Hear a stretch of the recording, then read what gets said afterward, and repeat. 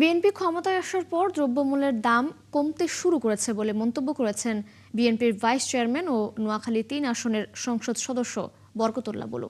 সোমবার রাতে বেগমগঞ্জে প্রান্তিক মানুষের মাঝে ইফতার সামগ্রী বিতরণের সময় তিনি এই মন্তব্য করেন। বরকতুল্লাহ বুলু বলেন, এলপিজি গ্যাস ২২০০ থেকে ২৩০০ টাকা হয়ে গিয়েছিল, সেখান থেকে ১২৮০ টাকার মধ্যে চলে এসেছে। আস্তে আস্তে সকল পণ্যের দাম নিয়ন্ত্রণের মধ্যে চলে আসবে, কারণ রাষ্ট্র পরিচালনার যে বিএনপির অতীত অভিজ্ঞতা, সেই অভিজ্ঞতার আলোকেই প্রধানমন্ত্রী তারেক রহমান দেশ পরিচালনা করছেন। তিনি জানান, বেগমগঞ্জে ৩২ লাখ টাকার ইফতার সামগ্রী ৫,০০০ প্রান্তিক মানুষের মাঝে বিতরণ হবে।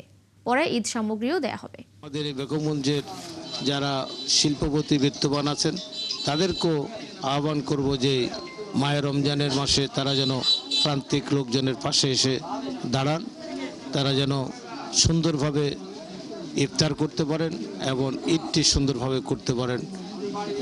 এটি তাদের প্রতি আমাদের আহ্বান থাকবে। আমরা তো বিএনপি আছি।